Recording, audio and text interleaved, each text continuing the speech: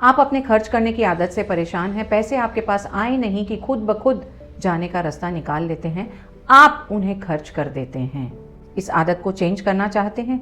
5 step process जानते हैं कैसे।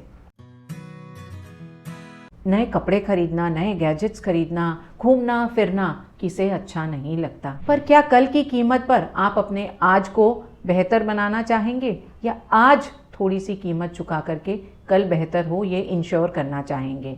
पैसा एक ऐसा मीडियम है जो काफ़ी सारी जगहों पर आपकी लाइफ को आसान बना देता है। दर्द ना कम कर सके लेकिन दर्द कम करने की दवा खरीद सके, आपको ये सामर्थ्य देता है। पैसे को अच्छे से हैंडल नहीं किया, फ्यूचर के लिए खुद को प्रिपेयर नहीं किया, तो काफ़ी सारी सिचुएशंस लाइफ में ऐसी होंगी कि आपको पैसे की ज़रूरत है, आपके पास पैसा नहीं।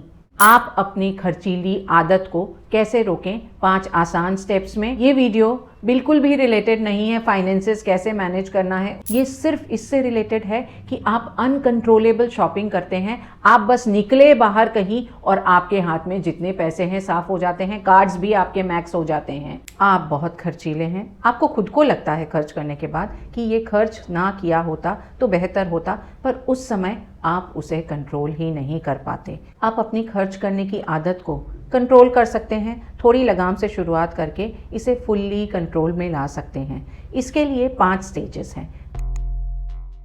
आप मानते ही नहीं कि आप में ये बुरी आदत है। डिनायल इज़ ओके, लेकिन आपको कहीं ना कहीं खुद से ये कहने की शुरुआत करनी होगी कि मुझ में ये आदत तो है कि मैं पैसे खर्च कर देता हूँ बिना ये सोचे समझे कि इसकी ज़रूरत है या नहीं है।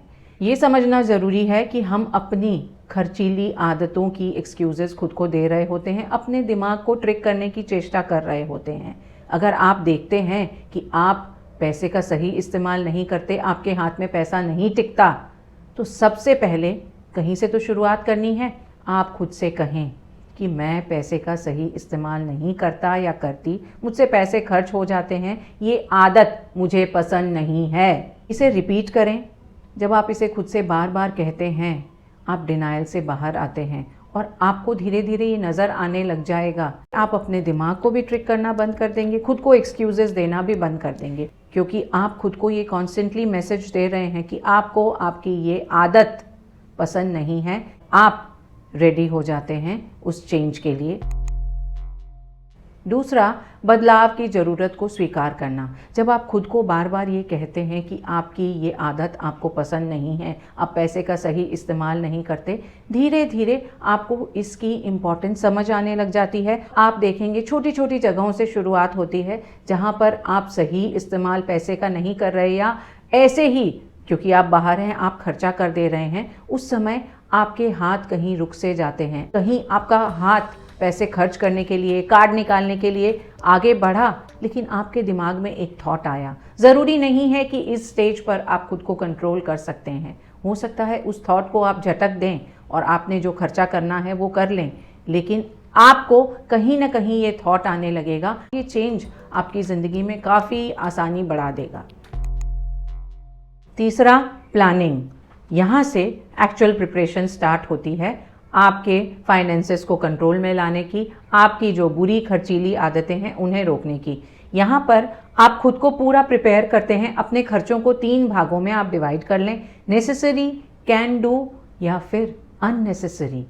आप जिस लाइफस्टाइल को जी रहे हैं उसके हिसाब से आप अपने सारे खर्चों को लिस्ट करें। आपके जो खर्चे एकदम ज़रूरी है, मतलब आपको करना ही है, आपको करने ही पड़ेंगे। कैन डू के लिए आप पहले थोड़ी प्लानिंग करेंगे।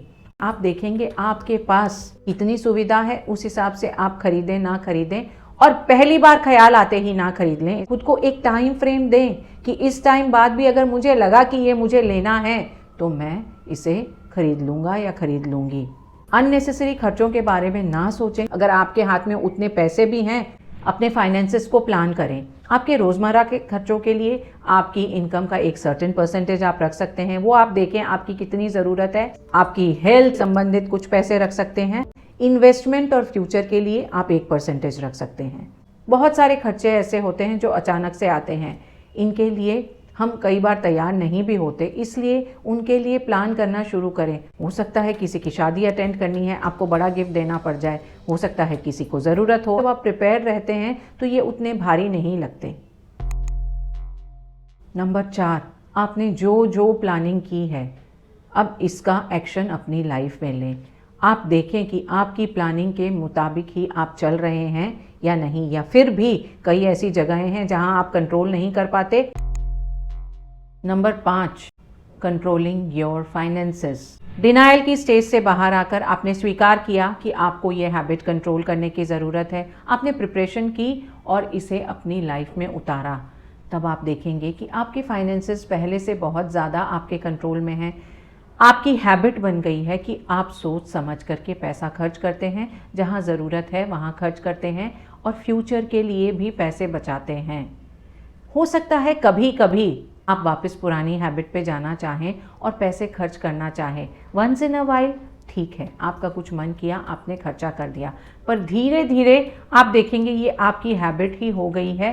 पैसा सबकी ज़रूरत है, आज हमारे हाथ में पैसा है, हम नहीं जानते कल का दिन कैसा होगा। उस केस में आप अपनी खर्चीली आदत को कैसे रोकें? 5 आसान स्टेप्स में डिनायल से बाहर आएं, एक्सेप्ट करें, प्लान करें, एक्शन लें और मास्टर करें। आप खर्च को कंट्रोल करते हैं या खर्च आपको कंट्रोल करता है? आपके पास क्या कोई टिप है जिसे आप इस्तेमाल करते हैं खुद के खर्च को कंट्रोल करने के लिए? हमारे साथ शेयर करें। Like the video, subscribe to my channel and it's Varsha saying bye bye for now.